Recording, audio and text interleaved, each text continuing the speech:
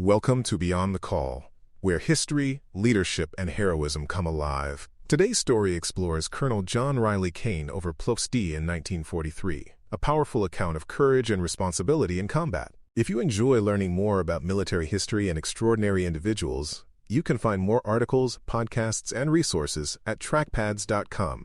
In the summer of 1943, the air over the Mediterranean and the Balkans became the route for one of the most daring bombing missions of the war.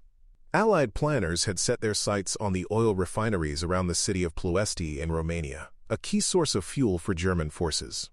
To strike that target, B-24 Liberator bombers would fly from dusty North African airfields, cross long stretches of sea and mountain, and then attack at treetop height. It was a bold idea. It was also extraordinarily dangerous. At the center of one formation stood Colonel John Riley Kane, a group commander in the Army Air Arm of the United States. Kane led the 98th Bombardment Group, a unit that had already earned a reputation for hard-hitting raids across the Mediterranean. Beyond the Call is the Monday feature of Dispatch, U.S. Military History magazine. In this story, that title fits not only the series, but the man who bore the responsibility of leading his group into the very heart of Ploesti's defenses. He would have to decide whether to turn back or press on. That choice would define his legacy. Kane's path to that moment began in Texas, far from any battlefield. He was born in the small town of McGregor in 1907, the son of a Baptist minister, and grew up in a world shaped by church life and close-knit communities. As a young man, he attended Baylor University in Waco, where he stood out as both a student and an athlete. He played football and basketball, pushing himself on the field just as he did in the classroom. Then, tragedy struck. In January 1927, a bus carrying Baylor basketball players to a game was hit by a train near Round Rock. 10 of Kane's teammates and fellow students were killed in the crash, while he survived with relatively minor injuries.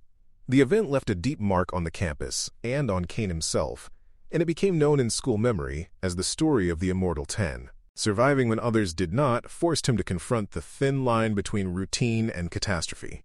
That awareness would follow him into war. It never really left. After college, Kane tried life in the civilian world but remained drawn to flying and service. In the years before the Second World War, he entered military flight training and learned to handle the demanding aircraft of the growing Army aviation arm. The work was hard and the machines unforgiving, and the young officer built a reputation as a pilot who took standards seriously. He pushed himself and others to master low-level navigation, formation flying, and gunnery. Crews saw that he expected a lot. They also saw that he stood up for them. By the time the United States entered the war, Kane had become a seasoned officer with a clear sense of responsibility for the people under his command. His group moved into North Africa, operating from rough fields carved out of the desert. From there, the 98th Bombardment Group flew long-range raids against Axis ports, supply lines, and oil facilities. Every mission meant hours in the air, long stretches of featureless water or sand, and the constant threat of fighters and anti-aircraft guns. These were not easy flights. They were tests of endurance and discipline. On the morning of the Ploesti mission, known by its code name as Operation Tidal Wave, crews moved to their aircraft in the dark. Ground crews finished loading fuel and bombs, and pilots walked around their B-24s for last inspections under floodlights.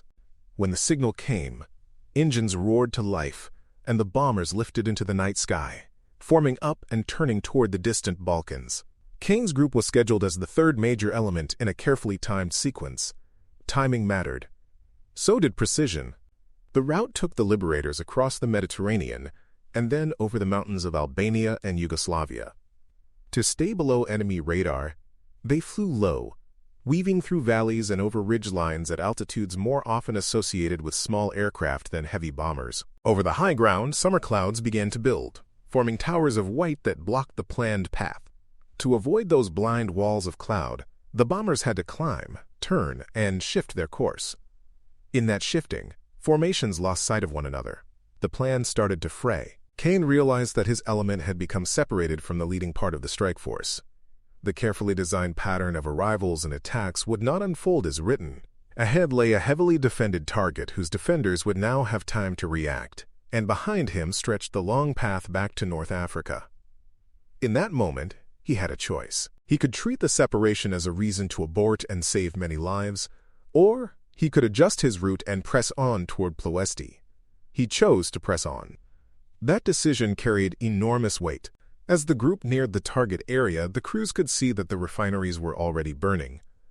Columns of black smoke twisted into the sky, and delayed action bombs from earlier attackers were still exploding. The defenses were fully awake now, throwing up dense walls of anti-aircraft fire along the approaches. Visibility dropped as the bombers descended into a world of flame, smoke, and industrial haze. It was like flying through a man-made canyon. Every second brought the risk of a collision, a direct hit, or a crash into unseen structures. Kane tightened his formation and held his place at the front, guiding his pilots by glimpses of landmarks and by faith in the plan laid out before takeoff. The B-24s thundered between smokestacks and over rail lines at altitudes so low that crews could see workers running and vehicles abandoned on roads. Shrapnel tore at wings and fuselages. Some aircraft began streaming fuel, others caught fire, but the group held together long enough to reach the starting point of the bomb run. It was a test of nerve. It was also a test of skill. Over the target, the group released its bombs on the refinery complex that had been assigned to them. Explosions walked across storage tanks and processing units, feeding fires that would take days to control. Rail spurs and pipelines suffered heavy damage. Only after their weapons were away did the surviving aircraft begin to claw for a little more altitude and turn away from Ploesti, still under fire and still facing the long journey home. Many bombers were damaged. Some would never return to their bases. The ones that did return showed just how hard the fight had been. The official Medal of Honor citation for Kane uses formal phrases like conspicuous gallantry and intrepidity at the risk of his life above and beyond the call of duty. In everyday terms, those words describe his decision to continue toward Ploesti even after his element was separated and the danger had clearly increased. The citation also lists the hazards his group faced: intense anti-aircraft fire, enemy fighters, exploding bombs from earlier attacks, and dense smoke over the target. Each phrase refers to something concrete. It refers to shockwaves slamming into wings, flames blinding pilots, and enemy guns locked onto a formation that could not climb away. The impact of Kane's choice extended beyond that morning's explosions. The refineries around Ploesti were a major source of fuel for German operations on multiple fronts. Damaging them forced the enemy to divert resources to repair, defense, and alternative supply routes. The raid did not end fuel shipments from Romania, but it reduced capacity and increased strain on an already stretched logistics system. It also sent a message. It showed that American heavy bombers could reach deep into a defended rear area and do real harm. That mattered for morale on both sides. Kane's leadership combined high standards, personal courage, and deep loyalty to his crews. He had trained them to fly low and in tight formations because he believed that discipline would save lives and make missions effective. Over Ploesti, he did not change those standards when the sky turned black with smoke. Instead, he led from the front, accepting the same risks he asked his men to face. His moral courage lay not only in facing enemy fire, but in accepting the responsibility for others, knowing that his decisions would decide who lived and who did not. After the war, Kane remained in uniform as the Army Air Forces became the United States Air Force, helping to shape a new service built on the hard lessons of global conflict.